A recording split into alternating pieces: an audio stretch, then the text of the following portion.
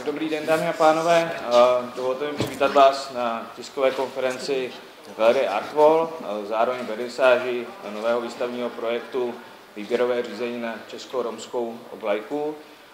Mé jméno je Adam Ondráček, dovolte mi představit spolukurátorku Lenku Kukurovou, autora projektu Tomáše Rafu, spolukurátorku Artwallu Zuzku Šefovou a romistu Davida Tischera.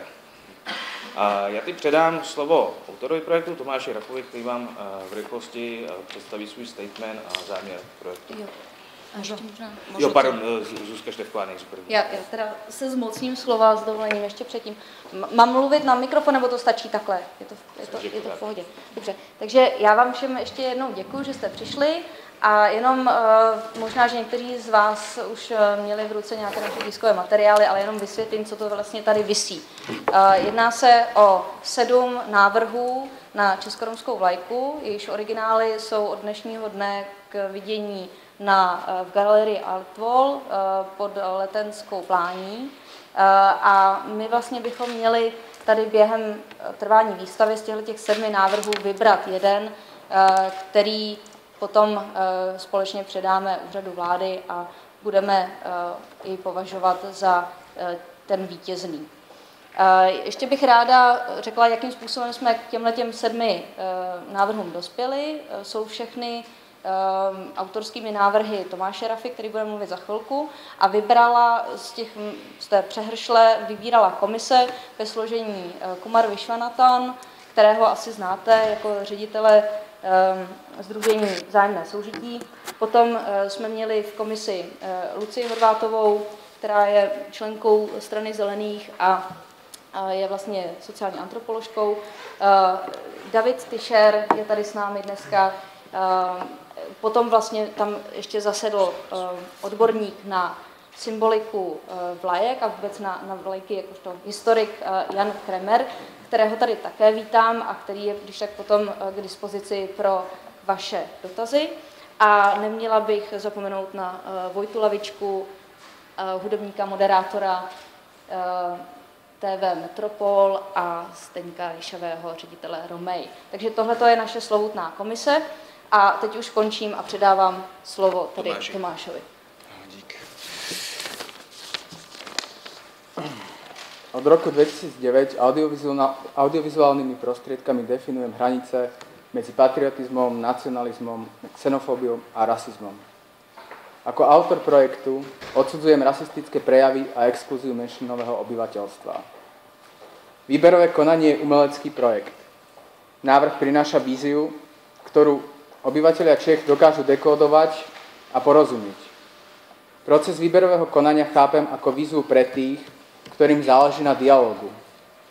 Výberové konanie dáva priestor všetkým zúčastneným stranám v snahe zamedziť konfliktom vyúsťujúcim vo fyzické strety vo verejnom priestore. Má za cieľ podporiť hľadanie spoločného, teda toho, čo nás spája. Zdôrazňujem politickú nezávislosť projektu, ktorý žiadnym spôsobom nechce atakovať štátoprávne usporiadanie Čech.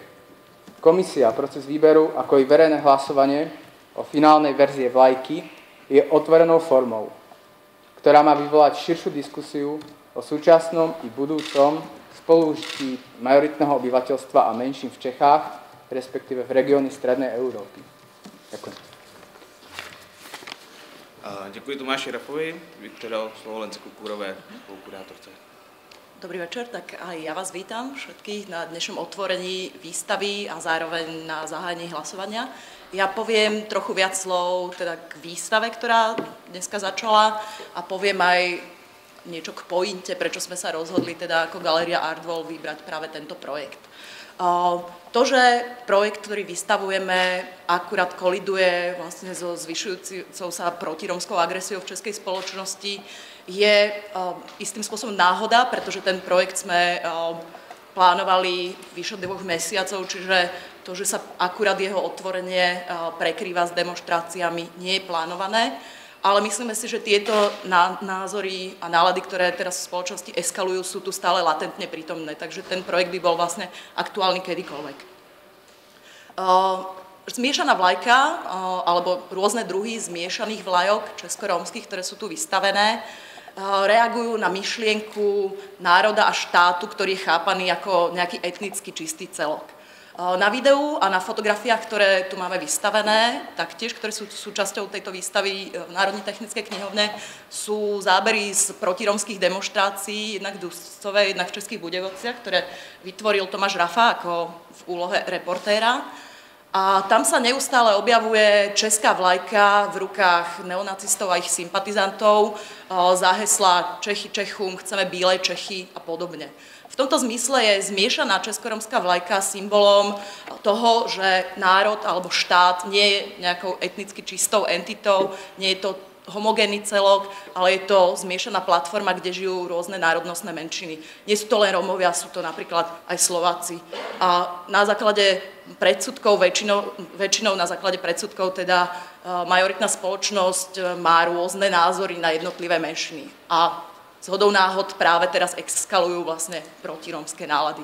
Takže my sa snažíme týmto projektom vytvoriť diskusiu o tom, že koncept štátu a koncept národa nie je etnicky čistým celkom, je to zmiešaný celok, všetci sú tu rovnako doma, vrátane menšín. To je vlastne hlavná pointa tejto výstavy a v podstate je oveľa dôležitejší priebeh celej tej diskusie ako to, ktorá vlajka bude nakoniec vybraná, ale to samozrejme necháme už na publiku a na vás všetkých.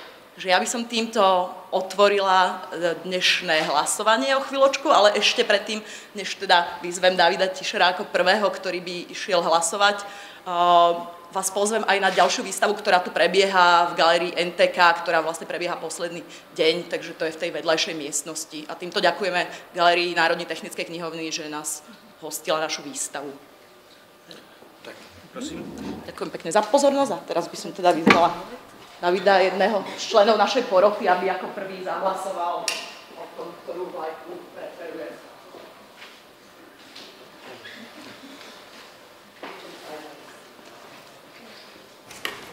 Zároveň prebieha hlasovanie, ktoré sa práve spustilo aj na našom facebookovom profile a na aktuálne.cz, takže je na vás, či preferujete hlasovanie v realite alebo hlasovanie cez online platformu, kde sa môžete zároveň vyjadriť v diskusiách.